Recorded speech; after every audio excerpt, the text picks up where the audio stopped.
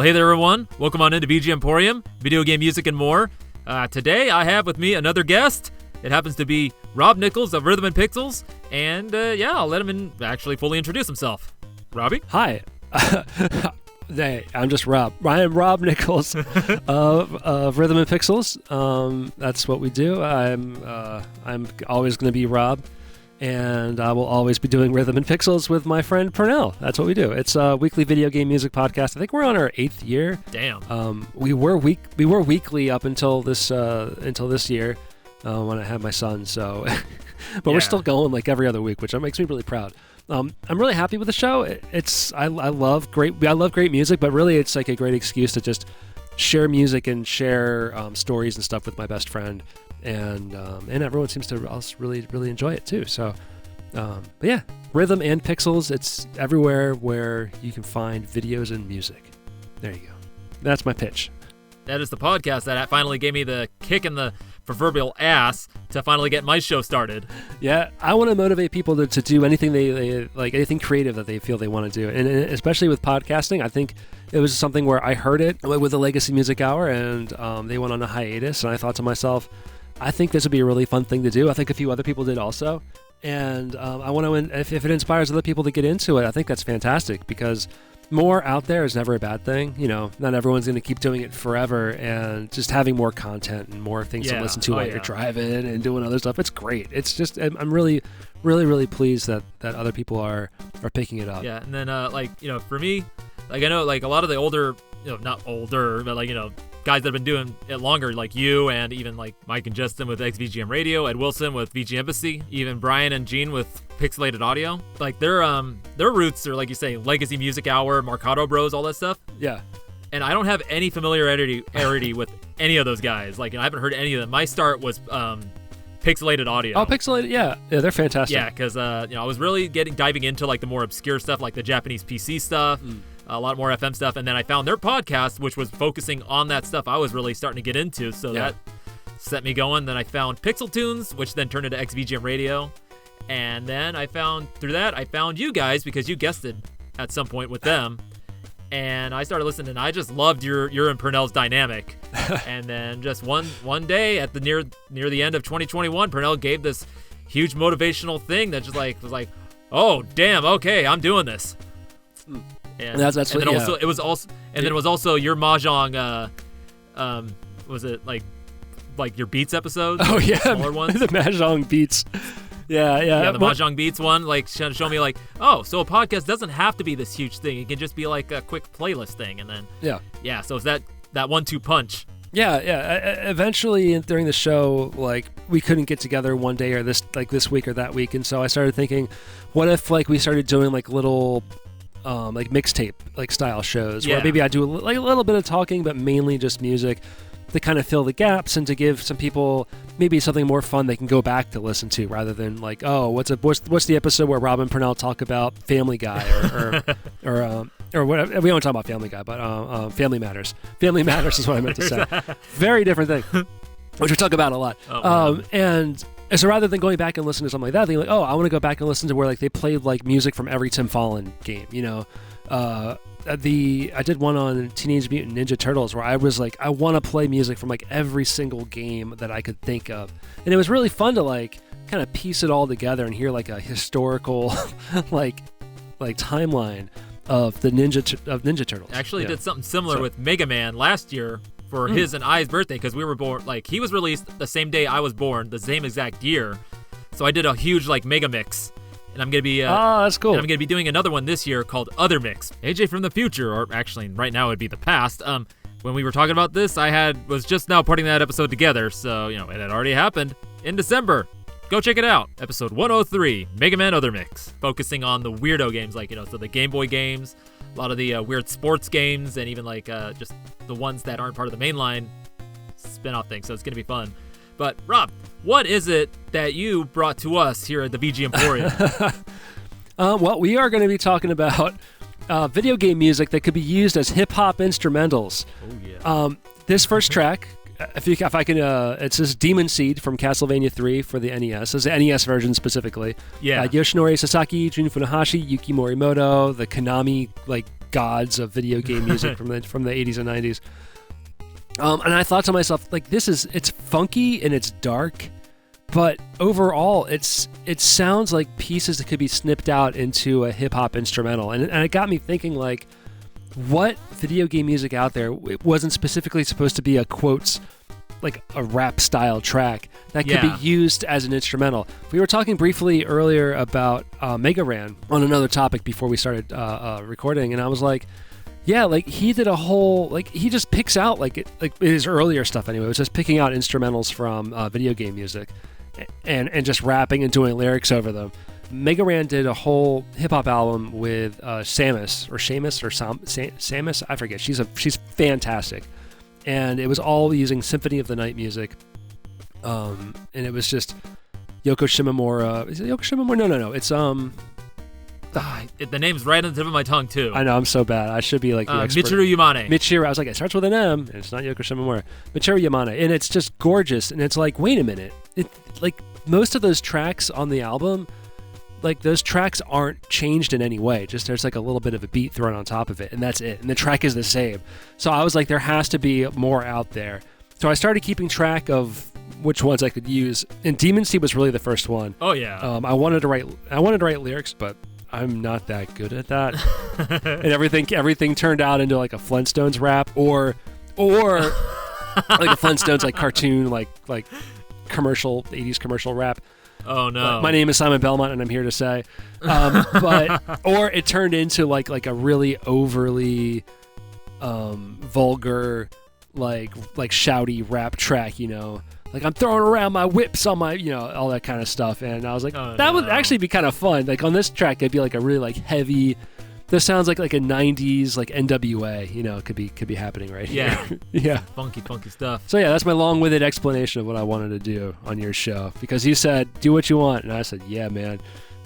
And I'm actually excited to hear what you've got. Okay, well, to follow that one up, I got one that actually could very well have been a rap instrumental back in the day. So we got Sisyphus' Stage from Teenage Mutant Ninja Turtles Tournament Fighters on the Sega Genesis. Yeah. And it was just composed by Miki Higashino. Yo.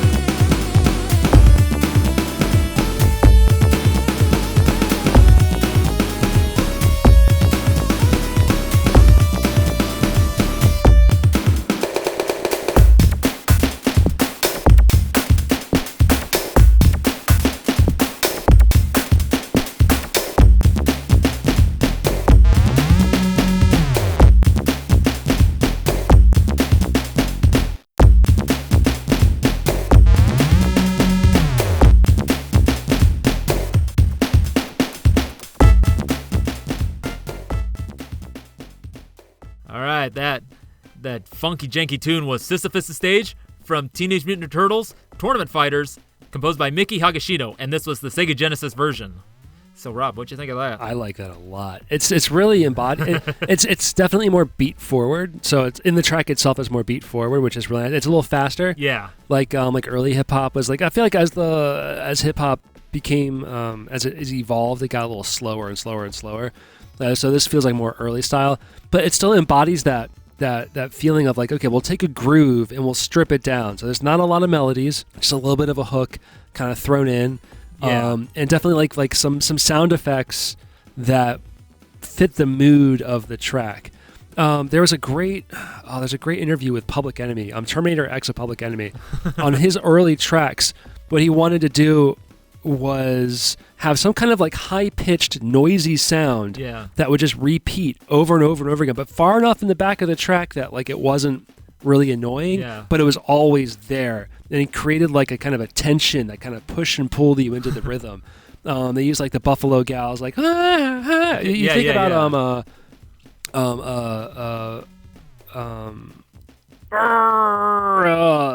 and I've blanked my mind out, but House of Pain. It was from House of Pain.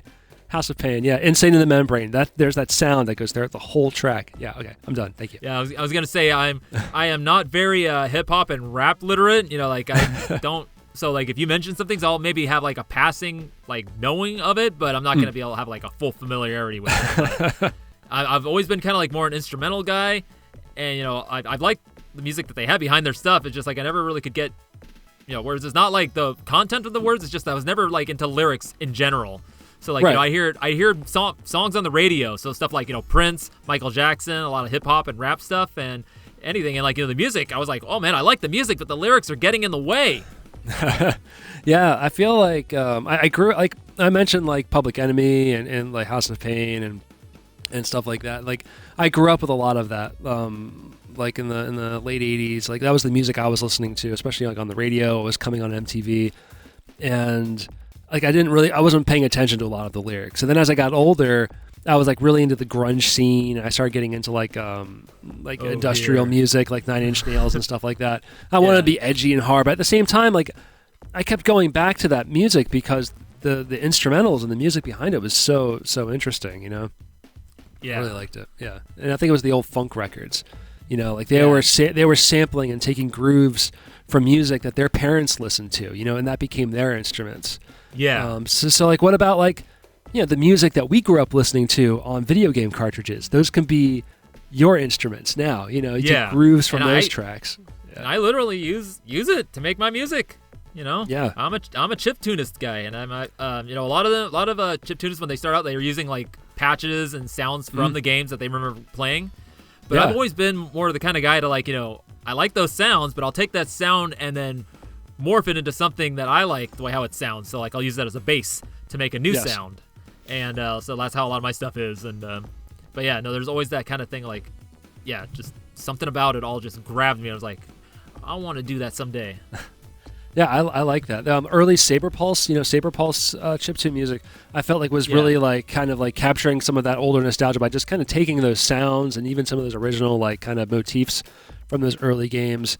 Early Anamanaguchi, though they weren't using a lot of the same like melodies and structures, they were clearly picking like, I really liked it, like that harmony that gets used in Konami games. That sounds like really good when those two pulse waves fit together. And so everyone's kind of picking and choosing the best parts, of all these things. Yeah. And a lot of it comes from Konami. Yeah, we did a Konami double hitter here. Oh man. Yeah. All right, I'm definitely gonna switch things up and around on my next track. All right. Which one are we going with here? All right, this is for the Super Nintendo. Oh no. This game is. It was a weird. I forgot this even existed. I literally thought this was a dream, and then I looked it up. I found that it's called King Arthur's World for the SNES. Music by Justin Scharvona. It's I don't know the developer. I don't know what else they've done. I kind of forgot. I haven't really looked it up. This music is Goblin funk. If I remember, it's a funky track. Oh, here we go.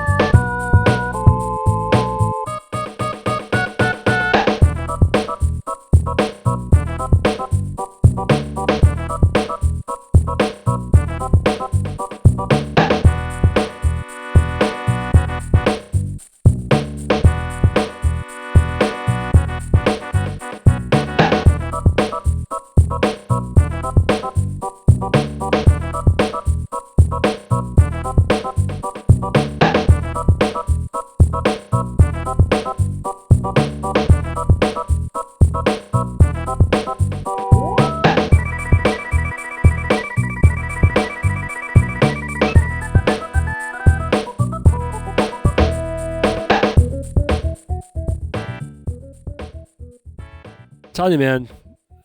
You don't stop. You don't ever stop. Don't ever stop. Go. You can't never stop. Don't stop. Don't stop. Well, I gotta. Don't stop. Okay. Don't stop. Don't stop the funky goblin. Stop. You can't stop the funky goblin. Don't. From King Arthur's World. Yeah, I was like, the goblins can't be. They can't be stopped. On King Arthur's World, composed by Justin Scharvona. He can't stop the goblin either. That funky goblin. Once he started it, he couldn't stop it. The world can't stop it. Not even King Arthur's World. Yeah. King Arthur. Yeah, you know. I feel like in this game, like you're controlling all the knights, and they're like, okay, they're kind of like moving across the plain, and they see a evil castle in the distance. But then there's like the goblin hordes coming at them, but they're moving like kind of in step, and they're all bobbing their heads up and down. And then you see in the background they got trumpets, and they're like, burr, burr, burr, burr, burr, burr. And they're like, oh, good lord! They came to party. Goblins came to party. Yeah. This. I mean, again, like this reminds me of like the funk records that would be sampled, especially in things like Public Enemy. It's just super dope. That Tribe Called Quest. Love it. Yeah. Oh man, no, this is some straight up James Brown gumbo right here. Some De La Soul. This is De La Soul right here. You can hear Me, Myself, and I to this song right here. But yeah, and also like the SNES, like because the sampler wasn't like, you know, it wasn't super high fidelity, so all of like the high, like the treble, all of like the high frequencies are kind of like chopped off. Yeah. So it gives almost like kind of like a rough and ready, like lo-fi kind of sound already. So for something that's like kind of like a lo-fi sounding funk track, it sounds like it's being sampled off of a vinyl record. Yeah. From like, that's all beat up that you found at like a flea market. Yeah, no, this is definitely very surprising. Never heard of King Arthur's World, but I think, like I mentioned it to you at the break, you played this on an episode just recently. I did, yeah, I forgot. Because I was looking for tracks for this show, and I was like, I got to give this one to Purnell, because I know once I played, he's going to start singing, and he absolutely did. Oh man, no, that was great. No, it was so great. You had to get it in twice. You got to get your double dose of Funky Goblins. Right, I got to promote my show too here. So hey. Yeah. But yeah, so what episode was that now? I know it was in October. 37-3. Go check it out, folks. That was a fun time. That was this year. That was 365. Damn. I should just number the episodes normally, but I never did. And now I'm stuck doing this weird numbering system for the rest of my life. That's a lot of levels right there, sir. Yeah, no, it's a Mario Maker situation. You know, people just it's a community content in hard mode. But yeah, King Arthur's it's a very strange game. It's like a point and click kind of strategy battle game, but very like, I don't know, based on this music, it's got some lighthearted elements to it. Yeah, I had some friends growing up that were super into RPGs and the tactical games, and I couldn't care less about any of that stuff. It was so boring to me at the time. Needed that fast-paced action. Yeah, I was like, I want to play a fighting game, I want to play Mario Kart, I want to play Bomberman. Like, why aren't we doing these things? But he was like, no, you gotta watch me play Final Fantasy. I'm like, it's been hours. Can we just do something else? The story. We did have the story's so engaging, Rob. I know if you're sitting there watching it forever, but he had a multi-tap. We would play Secret of Mana. Was Secret of Mana? Yeah, that was the 3-player one. That was cool. That was cool. You couldn't mash in that game though, so that was kind of rough. Yeah, I dig this tune. I dig it too. I like the little sound effect too. I wonder if that's like used in the battle sequences at all, like as like I kill the goblin. I wonder. I wouldn't put it past like this. Justin Scharvona. This seems like maybe a possible American production, so I can imagine like them putting that kind of tongue-in-cheek kind of stuff right there, like very particular goblins. Oh man, that keyboard solo that comes into this thing, because the track starts with that organ that sounds like the kind of like medieval like kind of organ that you would hear. Yeah. And then like it gets funky, and then the organ gets funky, and then like the bass is just kind of walking along, and I love that fake horn section. It's just so clearly like this is the horn section. Yeah, I kind of like that sound. It's kind of like towards the beginning, it's I don't know. It's almost kind of like a windy pipe organ sound, and it goes into those like kind of long chords going on, and it's like a da da da. I like that right there. Yeah, I wonder if there's intros to the levels, and like it kind of like maybe that's like the intro, like King Arthur's getting ready, he's getting all of his band together, you're picking your weapons, you're choosing your armor, and then the goblins come out and they're like hot pants, hot pants. Put nothing in the hot tub. Boil him alive. Boil him alive. I forgot about that. What was that? That was an Eddie Murphy sketch, right? Yeah, Eddie Murphy on SNL. Yeah. That was the hot tub. Too hot for the hot tub. The hot tub, celebrity hot tub. Oh man. That was good stuff. Well, I got. Well, this is a real funky tune, and I think I got one that's maybe funky in a different way. Okay. It's pretty interesting. So what I got here is Nakajima Robotics from Saga Frontier, because I gotta keep standing Saga Frontier, and this is composed by Kenji Ito. Let's go.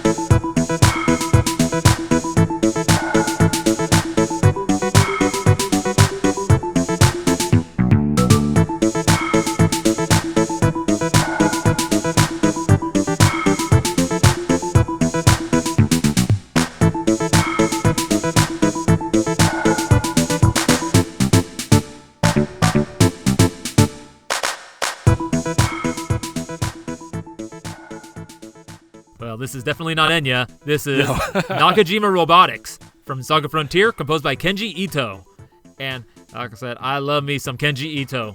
This is good. This is really good. No, yes. I knew you'd like this one. Yeah, it's fun. It tickles my ears. It's like there's those little like arpeggiated like synthy things going back and forth. I really enjoy. Yeah, it's kind of like a cool mix of like a little bit of funky, a little bit of that kind of like almost, I want to say kind of like not electro quite, but like, just some kind of weird dancing electronic music, and it's just kind of there.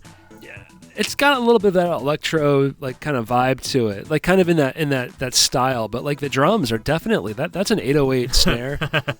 It's very like high. It's very like chippy sounding. Yeah. The clap is definitely like an 808 or a 909 clap.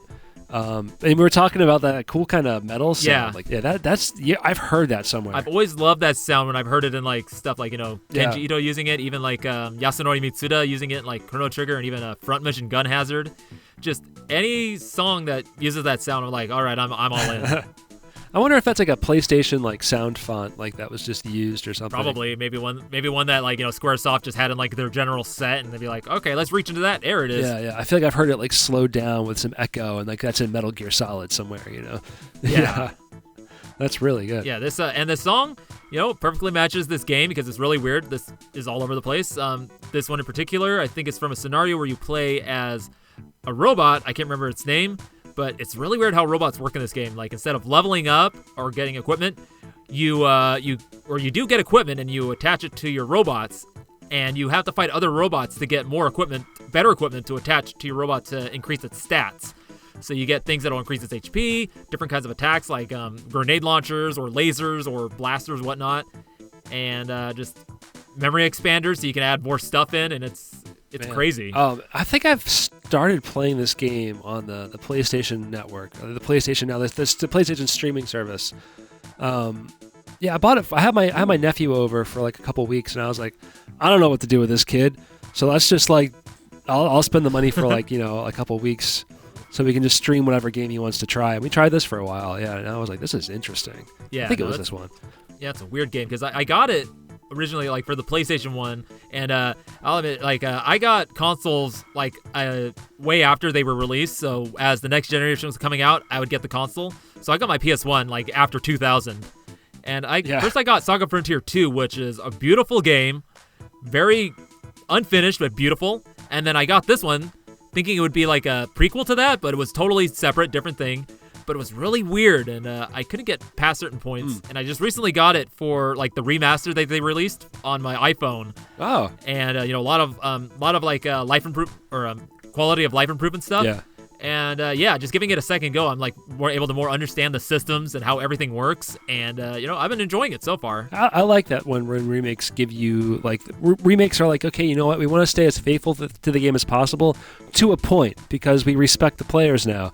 And we can we can tell that you want to spend more of your time playing the game and not all of your time grinding things out, or trying to figure out where things are. Yeah, so like, in this case, like in the original game, you'd have all these different entryways, but no way of telling where to go because there's all pre-rendered backgrounds. Sure. And, maybe they might have some tells, but for the most part, you don't know where to go. So in this game, they have little arrows that tell you, like, this is an entryway, you can go here. You have a quest log, so you can kind of see where you were at and where you're going now. And, you're able to, like, switch it. Like, you'll meet other characters and able to switch their equipment out for yours. Like, so you meet one that you played in a previous playthrough because you get to play as 7 different characters, like, different stories throughout the game. And, like, you play through one scenario, you beat that, then you go pick the next character. And you'll meet characters that you had in your previous playthrough, even that main character, and they'll have all that same gear and levels and techniques and everything. So it's kind of... Oh, that's cool. So you're encouraged to like play through and do as much as you can with each individual character because if they show up in your other story, then they've got... Yeah, I like that. That's a great idea. Yeah, you got yourself like, pretty much like a powerhouse. Yeah. Like right at the beginning of your scenario. So it's kind of crazy. This game is very crazy. But I love it. I said. And yeah, Kenji Ito's music, love it.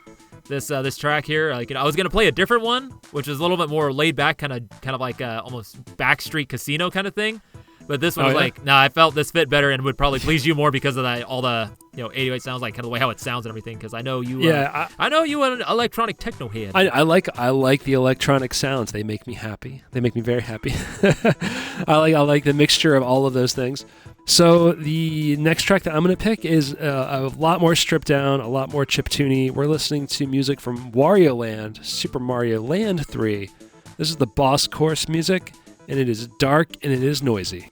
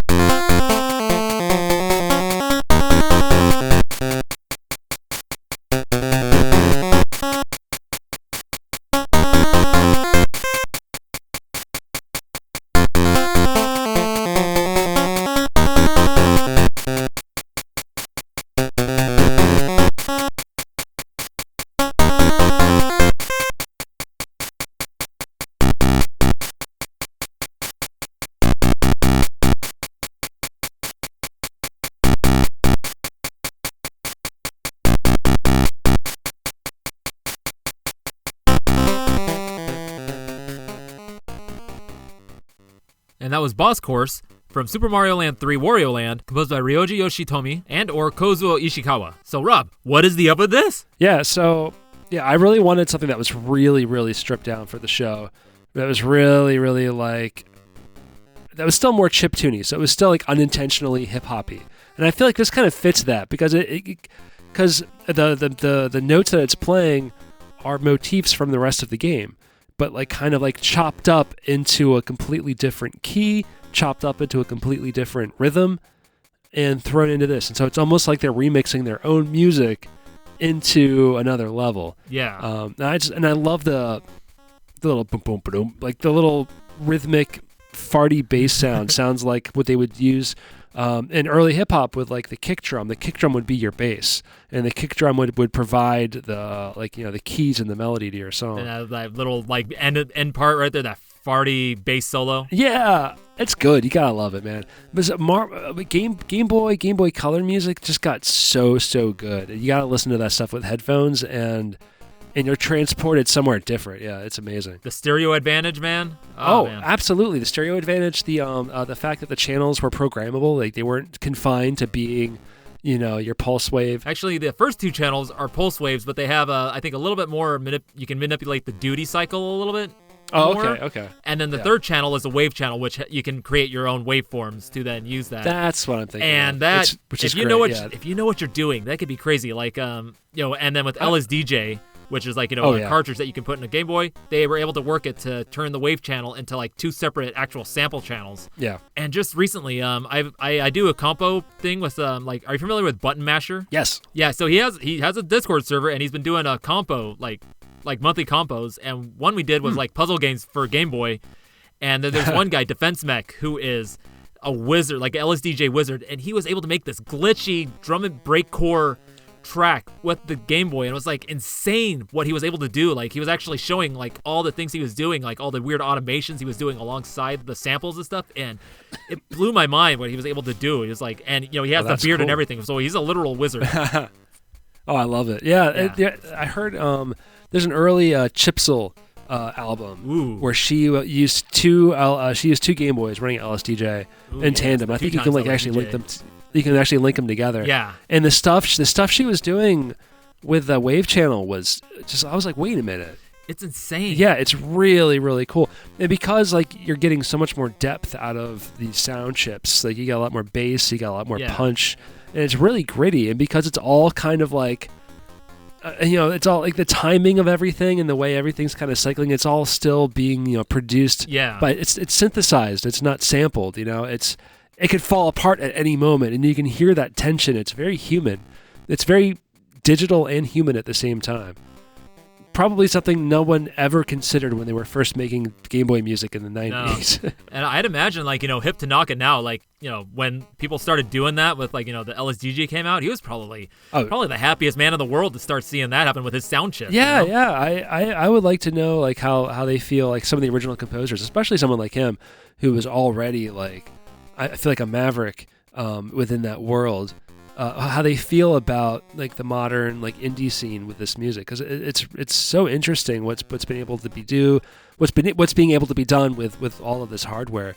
You think about affiliated podcasts, with how you got into podcasting with us. We also have Michael Bridgewater who did the Forever Sound Version podcast. That was kind of that was also kind of he was kind of inspired to make his own show because he was just kind of wanted to do something more creative, and he is doing insanely interesting things with the Commodore 64, because of course he's British. But wait, what does he go under? Because I feel like Mibri, M-I-B-R-I. Mibri. Okay, yeah, Mibri. Okay. Yeah, he's with and he does some of the artwork he does with other podcaster, Ben. I'll think of his name later. The Dyad. Okay. His name is the Dyad. The Dyad. Ooh, okay. I forget his name, but yeah. So he does a lot of the pixel art, and then he does the music for some of the compos that he's done, and it's it's really interesting to me how they're taking like this old sound chip and the SID chip that was in the Commodore 64 had all sorts of like analog filters that you could do on it that you couldn't do on anything else. That was just like built into it. Yeah. So, but yeah, and the Game Boy is technically half the power of a SID chip because of like that wave channel, and then also what you can do with the pulse channels as well. Right. Yeah, you have to have those automation and those kinds of capabilities. If you're being like really fine tuned with it, you can create like multiple waveforms, kind of cycling, kind of get like the pseudo modulation sweep. That's the right term that Commodore could do, or the SID chip could do, like so easily. But this next track I got here isn't as fancy as all that, though it is it is the graduation from the Game Boy I got here. You're gonna like this one, Ross. Is it It's a Virtual Boy? No, but that Virtual Boy can sound pretty damn good if you haven't listened to the music yet. Oh, yeah, some of it is pretty great. It's an amazing system. It's just packaged very horribly. Yeah. So now what I got here is something from the Game Boy Advance. This is Undernet from Mega Man Battle Network 5, and this is composed by Akari Kaida.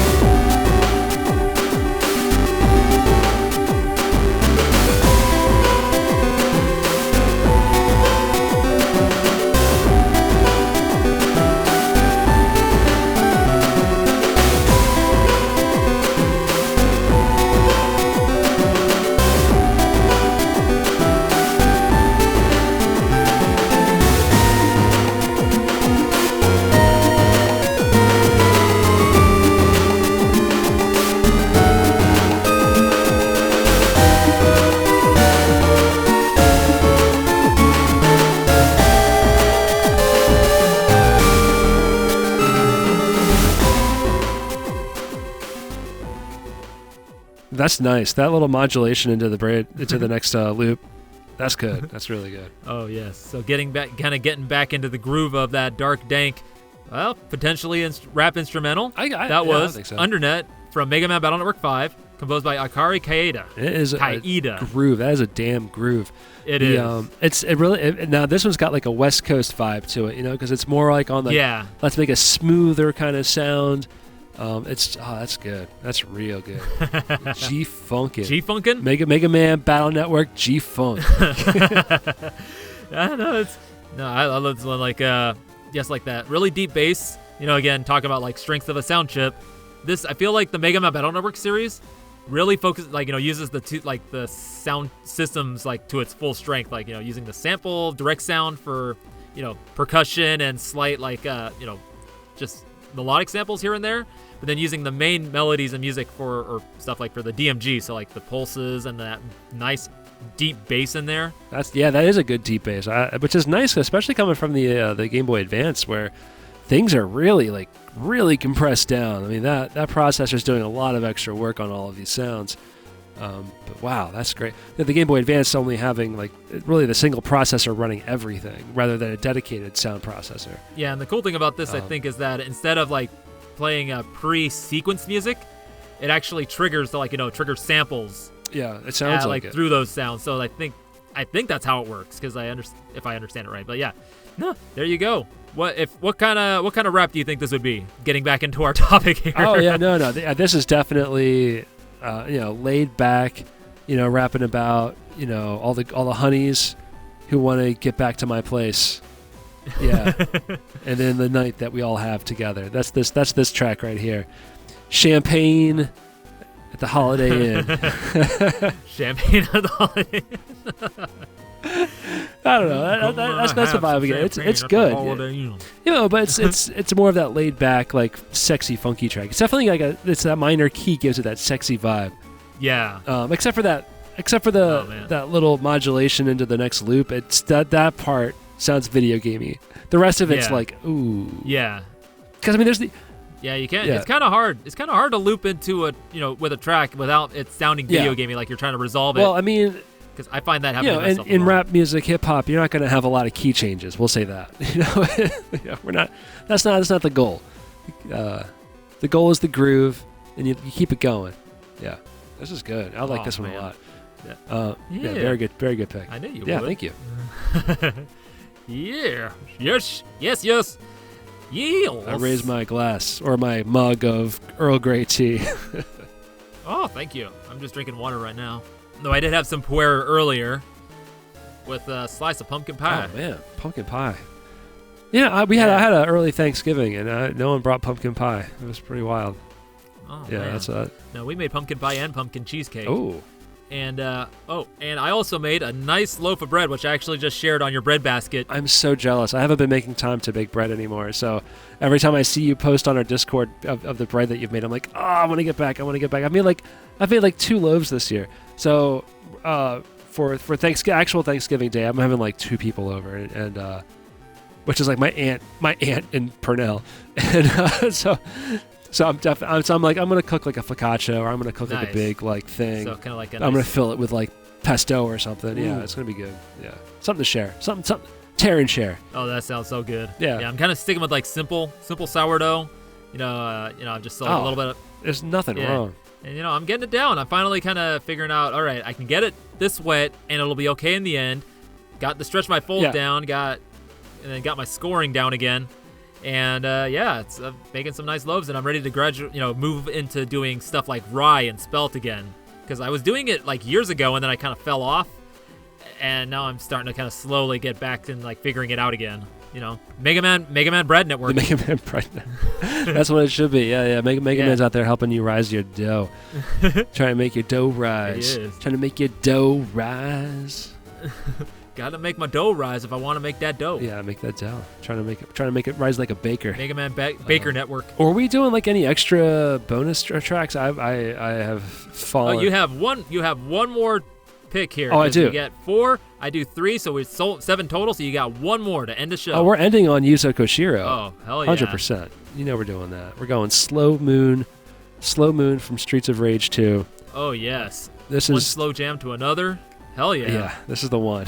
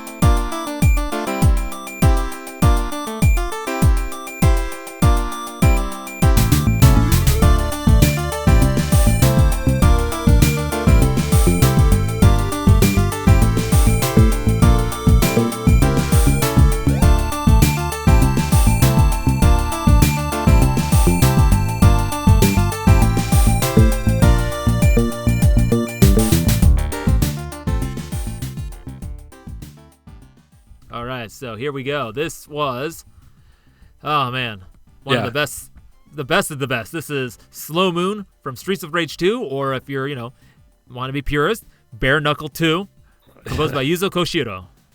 The Bare Knuckle. I like Streets of Rage. It sounds like a 90s or like early 80s kind of schlocky movie. Yeah. Bare Knuckle sounds like a fighting game. Never sounded right to me. The Streets of Rage. Yeah, I mean the production wise, like these sound like they're on a whole other level. Like the sounds are very clean.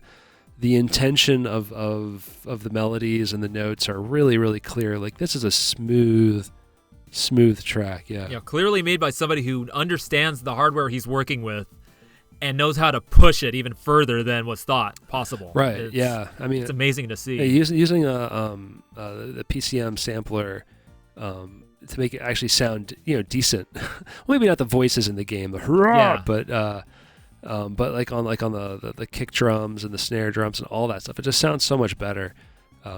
It's just they're like, let's dedicate more space to the sounds that we want to highlight, and rather than okay, we only got this much space left, how far can we crunch down a vocal sample that sounds like Michael Jackson, right? It's a little different than that. I like that. It's just an intentional thing. I mean, and he had so much control over not just the music but the development of these games. So because it was developed it was kind of partly developed by Sega and published by Sega, but it was I think also handled by his own company Ancient. Yeah, because this is when he was freelance, right? He never actually officially was on Sega staff. Right. This is when he actually had Ancient, because before he got started at Falcom, as we know, probably through Purnell, as he is a Falcom nut. Yes. And that was one really surprising thing for me to find out, is that Yuzo Koshiro, this guy who did the music, this music here, got to start doing RPGs, some of the early RPG stuff. And that was crazy to hear. Rediscovering the music from Etrian Odyssey, which is music he did on the 3DS and the DS, which is amazingly just beautiful fantasy style RPG music, and it's really, really great stuff. It's in the style of the PC-88 and the PC-98 computer systems. Yeah, it's really cool because he actually created the patches and then sampled those and then played them. I don't know with the 3DS if it has its own how the DS has its a sample processor chip, or if it was all streamed audio. I think it's all streamed. I'm always surprised at the sound quality of that thing, to be honest with you. So as far as I know, it's all just streaming audio, because the space, they could cram more space into those little cartridges. But it was a family affair too. I think his sister also did a lot of the artwork and stuff. Yeah, I think I want to say his mom is one of the was one of the presidents when he first started it too. She was kind of the head with it. Yeah. So it's crazy, and this man, he's crazy. He made this music on the PC-98 and then converted it to be on the Sega Genesis, and it's what? Use what you know. It's all FM synthesis. He made his own MML software, the Mucom 88. He still uses it. He'll we were talking about. He shares videos of stuff he's still making, or he'll share old music that he's made using this software, or not software, but he would code it in MML and then or feed it through his own driver, the Mucom 88, and it's just crazy to watch. I still can I've been trying to learn MML, but it's very hard because I've never been able to grasp programming languages easily. So it's kind of Oh, so MML is a processor language, a machine language? It's kind of a programming language. It's based off of actual sheet music, how it works. So it's all notations, you'll have A, B, C, or different things for sharp and flat, and then you'll have the key it's in, or not key, but octave it's in, and then the length you want it to play for, and then you can set macros for looping, or you can set macros for the drum patterns to play at these certain times, so you don't have to write out lines of constant notes and stuff. And it's crazy. The full control that you can have with MML is insane. I've been hearing crazy stuff people making with it. That has nothing to do with rap instrumentals. Yeah, I know that's all fascinating to me. I remember seeing some information about Tim Fallon writing a lot of his stuff in the Z80 machine language, and he was like, "Yeah, I'm not using software. I'm not writing it on a keyboard. I'm just typing it out because he can more freely do whatever he wants Yeah. by tapping the processor itself. And then I'm like, wow, that's a lot of dedication to learn all of that, and then that's what you're doing. You're just playing with it. But of course, like, that's what he was paid to do. He was paid to just do that and only that, which is fascinating to me. The closest I ever got to any of that was with trackers, because I grew up with trackers on the PC in the 90s, and I had a lot of fun with those. That's about it. But that's about as far as I got. I wish I had found trackers earlier in my life, because I had discovered tracker music, not knowing what it was, through like guys like Maze Dude, and then some other things like some chiptune stuff, and then I finally found trackers, but like I had already started using FL Studio, and so I was like it was really hard for me to grasp how to work this thing, because I had already learned how to do like the regular piano rolls and that way of working. And then it wasn't until a program called BGM Music Maker, which I talked about in one of my episodes, that I was like, holy shit, I know how to work this thing. And it was all Sega, you can actually create your own Sega Genesis sounds and stuff, and if you wanted to, export it as a .bgm format. And that's where I'm going now, and I'm still writing chiptune now with Deflamask, and slowly making my way to Furnace, because I've gotten used to using Deflamask on my iPhone, so I haven't been able to touch the screen and be able to pull it out whenever I want to work on it, instead of having to go to my desktop to work on something. Yeah, I should play with that, because I started playing with Deflamask a little bit last year, and it's hard to change workflows. Very, very hard to change workflows.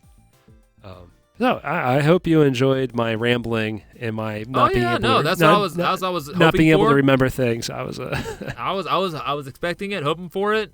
And I also figured I was kind of worried about focusing on like the rap topic, kind of come up with the lyrics and stuff, and then but I'm kind of happy the way how it turned out, because we talked a little bit about it, but we kind of went off on tangents, which is good. That's the way to do it. I feel like a rough topic and then kind of fitting around, that's the way to go. Keep things very light. I really had ambitions to write lyrics for all of these songs. I don't know what I was thinking. That was not gonna happen. Oh man. But maybe a part two. Yeah. So Rob, thank you for coming in and VG Emporium and sharing these instrumental raps and your mad ramblings. So may not have been a mad rapping. mad ramblings I like better. Well, thank you for having me on your show. I really enjoyed hanging out, sharing my music, sharing good conversation today. I hope your listeners enjoyed it too. I hope they got something out of this. Maybe a more appreciation for like the slower, funky songs. And if you want to hear more, rhythmandpixels.com. We got you covered. Oh yeah, no, I definitely check it out, because Rob, if you enjoyed Rob here, him and Purnell together is just it's a great listening experience, is what I'll say. It's amazingly entertaining.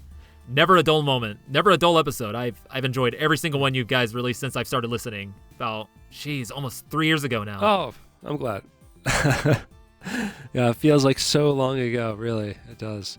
Yeah, I want to say my first episode of yours was the rentals. Oh yeah. Like you guys were talking about games you rented from things, and like at first I thought you were guys like were going to talk about like movie rentals and then have video game music kind of like playing in the background. Yeah. And then because I didn't know what your show was at first, and then I started you guys were just bringing rentals, up games, talking about that. It's like, oh whoa, okay. And I loved listening to you guys talk and your dynamics. Like, oh man, okay, I'm stuck. Yeah, it's interesting. Like our kind of video game backgrounds, because he grew up with access to some really interesting stuff just because he had a lot of family members who collected things, or they really wanted to expose him to like more games. And I don't know, he had a really rad uncle, we'll just say that.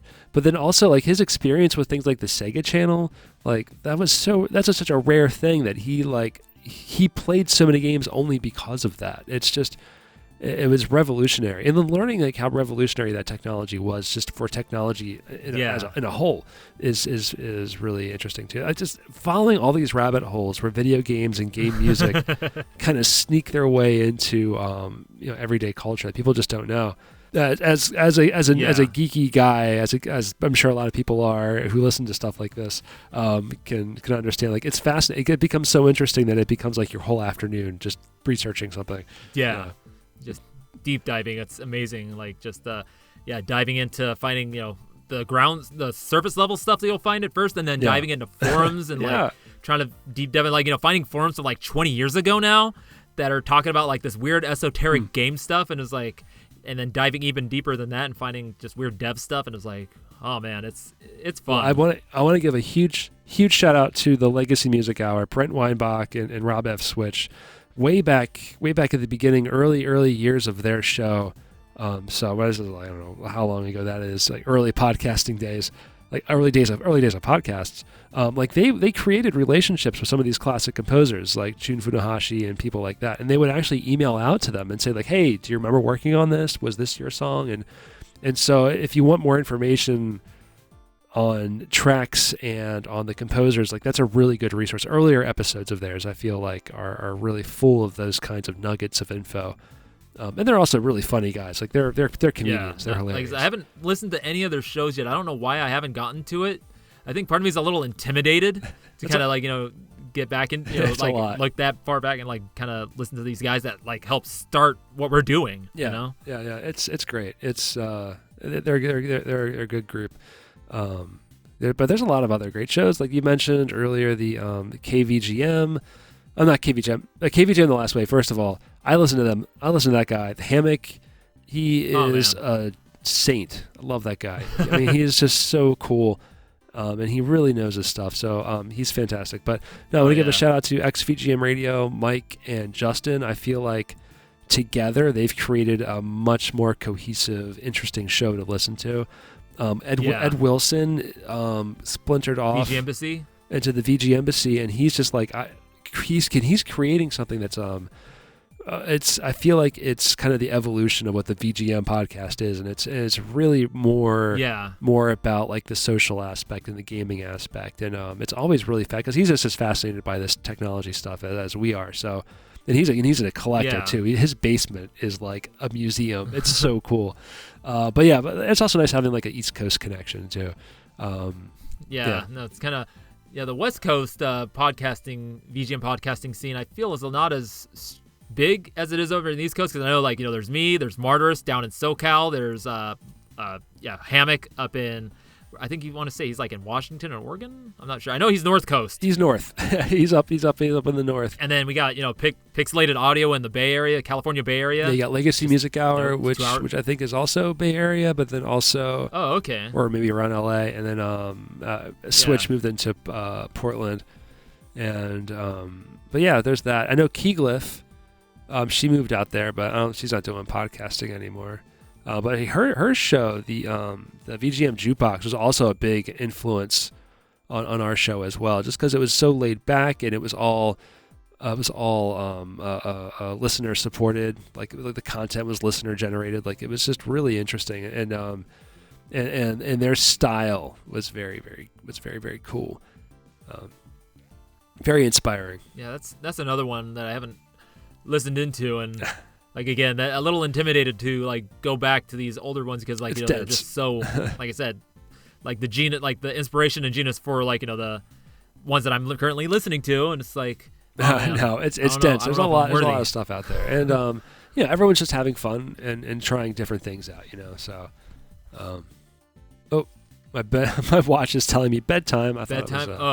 It's you're close to pumpkin time. No, I'm usually in bed by well before now. Yeah, it's a necessary way of life. But yeah, so anyway, Streets of Rage, pretty badass. Yes. All that to say. So I feel like do you follow the conceit of your show where we're like inside the shop? Am I like am I selling wares with you inside the shop? Am I putting things on the shelves? It depends. Like if I remember to do it, then yeah, and if you remember, it's a shop, then hey, go for it. Oh, I should have went with I don't know. It's a weird kind of like wobbly reality here. Oh man, this is it's either I'm in a closet or I'm at the shop. I don't know. It's the longest afterthought. I really should have thought about this before I started the show, because that would have been fun to play with. Next time, I'll do it next time. I'd love to come on next time. Yeah. Can we do another one? Oh yeah. All right. Oh yeah, I'd love to do another one with you. I'd love to do another one with Pernell, and I'd love to come back on to Rhythm and Pixels. It's been almost 2 years now. Yeah, I'm having a hard time like getting everything. I can't even have Pernell in the same room because Yeah, because of the my off baby. Yeah, the baby is right up above me. So if Pernell's right here and the baby is up there, it's booming through the floor. I know he's shaking the walls with his voice. So, a lot of processing goes into contain all of that man. Oh man. Well, thank you, Rob, for coming in and sharing your wares, your rapping wares, and help just joyfully rambling with me. This has been great. Yeah, I've had a good time. Thank you so much. And thank you so much, Rob, for again coming in, and thank you all for coming in to VG Emporium. And hey, if you want more of Rob, again, go check him out on Rhythm and Pixels. You can pretty much find it anywhere, and there's their main website, rhythmandpixels.com. And yeah, the energy is great. Like when Rob and Pernell are together, it's a fun time no matter what. And hey, if this is your first time into VG Emporium because you found out about it through a shout out that Rob did about this particular episode on his show, then again, welcome. And you can find VG Emporium on all your favorite podcatchers such as Spotify, Amazon, Apple, Google, I think is gone now by now. And there is also TerraPlayer, which is a hub for all kinds of video game related podcasts, as well as the main website, vgemporium.wordpress.com. And these last two are the only places you'll be able to find all the episodes of VG Emporium because all the podcatchers are starting to drop my earlier episodes because I've gone past that 100 episode threshold. And then if you'd like to follow VG Emporium on social media, there is Twitter, Instagram, and Facebook, though I'm really on there is just mostly updating when episodes come out. I've been meaning to do more with it. We'll see what happens this year.